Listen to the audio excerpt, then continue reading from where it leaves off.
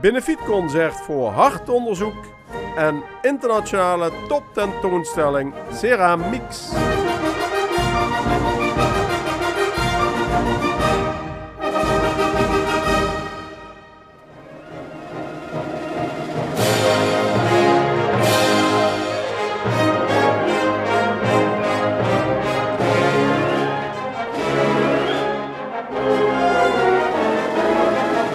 In het theater aan het Vrijthof werd er door de Health Foundation Limburg een benefietconcert georganiseerd voor hartonderzoek en reanimatieonderwijs.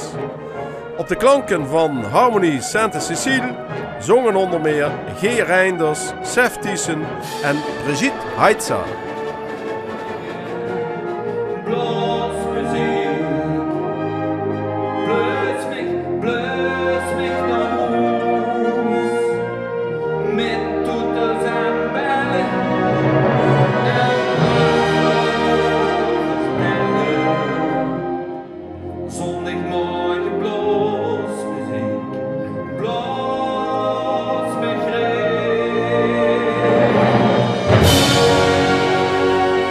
Ja Jan, de dirigeren zijn harmonie, maar dit is een heel ander kader zou ik bijna zeggen. Ja, alle soorten muziek. Hè. Dit gaat van operabegeleidingen tot musicalmuziek, maar ook tot een beetje de jazzrichting. En, nou, dat is fantastisch om dat met een harmonie te kunnen doen. Joh. Is dat ook een beetje de uitdaging dat ze werken gewoon dan het reguliere repertoire? Ja, maar dat zijn we toch in Vicente al een hele tijd aan doen. En het brengt je ook heel erg veel.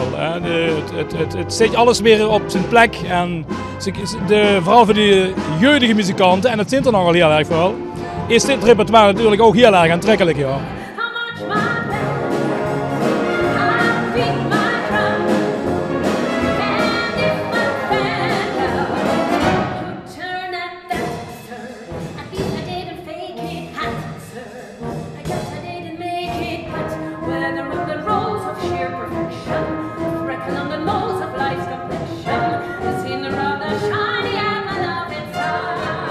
Brigitte, hier met, maar plat te zeggen, met de roei van Ezen, wat brengt hij hier? Wat me hier brengt? Ja. Nou, Gert Geluk om te beginnen, de grote organisator van deze avond. En Enrico de Lamboy natuurlijk, en Imke. En het wordt eigenlijk een soort treffen. Maar ik word in eerste instantie gevraagd door Gert Geluk om hier een steentje aan bij te dragen aan deze benefiet. Ja, maar geen symfonisch orkest, maar met een harmonie. Als je net schat van wie moet dat doen? Nee, dat heb ik gelukkig toch al wel wat ervaringen met harmonieën. Ja. En ik zal je zeggen, joh, ze zijn zo groot dat ze heel blij is als ze met deze harmonie mag zingen. Hoor. En natuurlijk, als ik normaal gezien moet zingen, dan mag ik dat nooit met 110 man. Ik geloof dat ze met 110 zijn. Wil ik niet zeggen wat niet hoer is, maar dan zit er met een beetje geluk een orkest van 12 man. En nu zit er zoveel. Ik vind het heerlijk. Echt muziek maken, ja.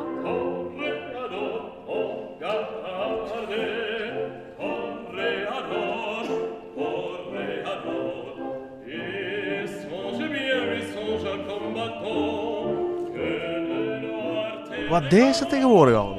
Ik zit veel in Duitsland, doe opera's links en rechts dirigeren, symfonische programma's. Ik ben op dit moment chef-dirigent in Theater Koblenz.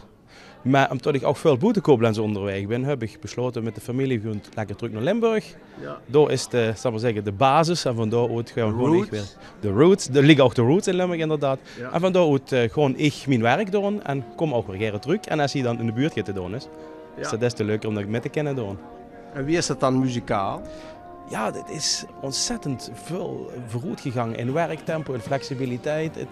Die draaien bijna al op een profniveau, zo wat snelheid van repertoire en gewoon reactietijden betreft. Dat is heel prettig. Het is heel leuk om dat weer te mogen doen met hem.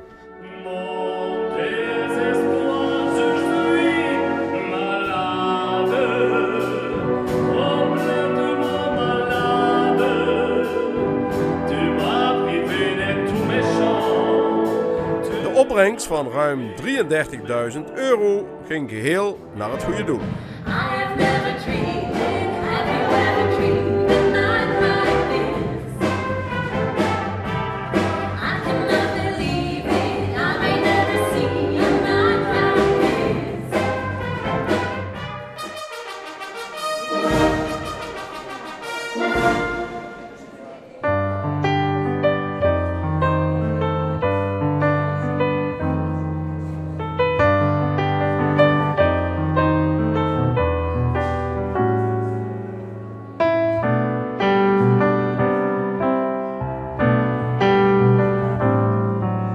In het Bonnefantenmuseum in Maastricht is deze week een grote internationale tentoonstelling geopend onder de naam Ceramics, waarin keramische kunst de hoofdrol speelt.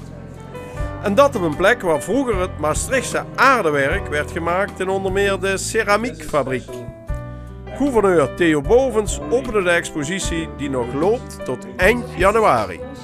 Toen die grote Russische tentoonstelling hier was, ik kan me herinneren dat je zei, ja, dit soort groot vuurwerk, zal ik maar zeggen, dat zullen we niet vaak kunnen brengen. Alleen al budgetair gezien is dat bijna niet te doen. Maar als ik hier zo rondloop nu, heb ik toch het idee dat dit toch minstens van dezelfde power is. Eigenlijk zei je dat het in wezen niet te vergelijken is, omdat het totaal andere kunst is, maar toch? Nee, klopt. Maar we zijn inmiddels bijna 3 jaar verder, dus we hebben 3 jaar kunnen sparen. Ja. En in dit geval is het ook zo dat we samenwerken met 2 partners in Frankrijk. En doordat je met z'n drieën zo'n project organiseert, kun je bepaalde kosten delen en dan komt het alweer iets sneller binnen je bereik. Maar normaal gesproken kun je dit type project niet vaker dan 1 keer in de 3 jaar doen. En als het zo doorgaat met het afnemen van de budgetten van de culturele instellingen aan de ene kant en het duurder worden van bruiklenen aan de andere kant, zal het misschien maar 1 keer in de 5 jaar kunnen straks. J'ai rencontré le directeur du musée Steinwitz à Los Angeles et il venait d'arriver à ce poste, il m'a donné sa carte de visite et j'ai vu sur la carte Avenue de la Céramique. Et j'ai dit en anglais, Stein, how come it's called Avenue de la Céramique? Il m'a dit, mais Maastricht est une grande ville de la céramique. Et donc on a commencé à discuter de l'exposition à ce moment-là. Et maintenant, l'importance d'une exposition comme ça, parce que c'est vraiment grand. C'est une très grande exposition et c'est la première fois que l'histoire de la céramique est examinée depuis la fin du 19e jusqu'à aujourd'hui.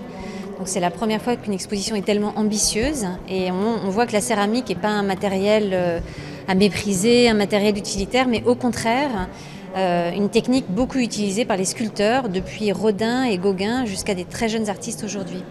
Ce qu'on peut voir ici, ce sont un ensemble de pièces de pole dancers, donc des nus féminins dansant sur des barres de métal qui les tiennent, qui les portent et avec lesquelles elles jouent dans un jeu érotique aussi. Et cette pièce qui est un acrobate, qui est un corps en fragments recomposés, voilà, comme l'acrobate. Et le propre de la céramique, c'est qu'on peut modeler et c'est tout de suite le résultat final. Voilà. Donc moi, je travaille exclusivement avec ce matériau.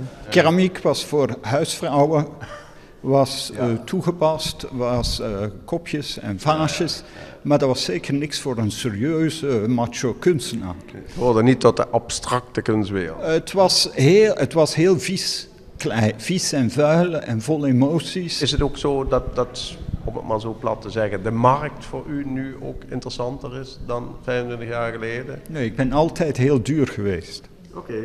Het was altijd ook zo dat ik heb altijd heel trouwe verzamelaars gehad. En mijn werk was altijd duur. Nu is mijn werk nog veel duurder. Maar dat is ook gewoon vasthouden en doorzetten. En vandaag de dag sowieso is het, keramiek is natuurlijk hot. Het is warm. Er zijn heel veel jonge kunstenaars die met klei bezig zijn. Je kan niet in Londen of in Berlijn of in New York, heel veel jonge kunstenaars zijn met klei bezig. En vandaag mag dat. En ja, hier staat het in een museum tijdens een expositie. Dus hier praten we niet over prijzen, zal ik maar zeggen. Maar stel ik bel u privé op en ik wil van u dan een kunstwerk kopen. Ik werk met kunsthandelaars. Ja, okay. En de werken zijn tussen 45.000 en 450.000. Wat nog altijd goedkoop is. Er is nog groeiruimte, maar dat zijn serieuze prijzen. Zeker voor iets in klei. En dat zijn ook veranderingen in hoe mensen naar klei kijken. Hier kijk je naar een beeld. Hier kijk je naar een visie op de wereld. Hier kijk je naar het leven van een kunstenaar. En sommige mensen hebben daar ook kapitalen voor over om met zo'n van die beelden te leven. Hoe ziet u de totale expositie qua internationale betekenis? Voor mij is het een historische expositie. Het is een expositie waarvan de catalogus in elke Amerikaanse universiteit zal liggen. En waarvan de repercussies echt over heel de wereld zullen zijn. Want over dat onderwerp van de klei en de relatie tot hedendaagse kunst, met Picasso, beginnende met Rodin, Picasso, Fontana, al die hele grote namen, al die jongere mensen, daar heeft u allemaal voorbeelden van hier in het museum. En wat dat betreft is dat een van de eerste keren, misschien zelfs de allereerste keer, dat dat op zo'n niveau gebeurt wereldwijd.